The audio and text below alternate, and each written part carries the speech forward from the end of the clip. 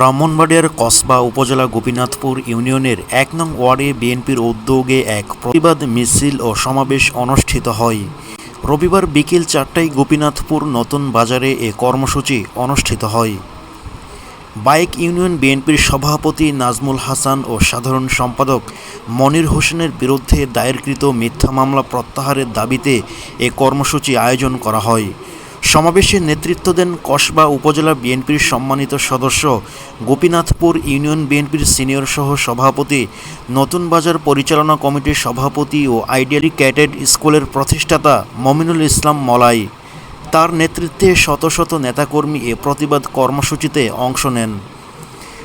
এ অনুষ্ঠানে আরও উপস্থিত ছিলেন গোপীনাথপুর ইউনিয়ন যুবদলের সদস্য সচিব মাইনুল ইসলাম মিলান, যুবদলের সিনিয়র যুগ্ম আহ্বায়ক জহিরুল ইসলাম, স্বেচ্ছাসেবক দলের সভাপতি রমজান ভূঁইয়া, প্রবাসী যুবদলের সভাপতি জিয়াউল হক বাহাদুর, শ্রমিক দলের সভাপতি আব্দুল হাকিম, যুবদলের যুগ্ম আহ্বায়ক মনির হোসেন ও সেন্টু মিয়া, কসবা উপজেলা তরুণ দলের আহ্বায়ক পদপ্রার্থী শামসু মিয়া, অলি আহমেদ সহ অন্যান্য নেতৃবৃন্দ।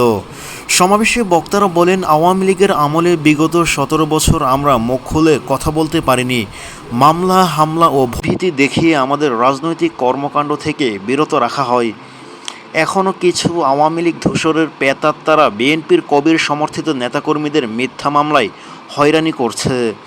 বক্তারা এসব কর্মকাণ্ডের দৃষ্টান্তমূলক বিচার দাবি করেন এবং অনতিবিলম্বে নাজমুল হাসান ও মনির হোসেনের বিরুদ্ধে দায়েরকৃত মামলা প্রত্যাহারের আহ্বান, অন্যথায় বৃহত্তর আন্দোলন ও কর্মসূচি ঘোষণার হুঁশিয়ারি দেন তারা।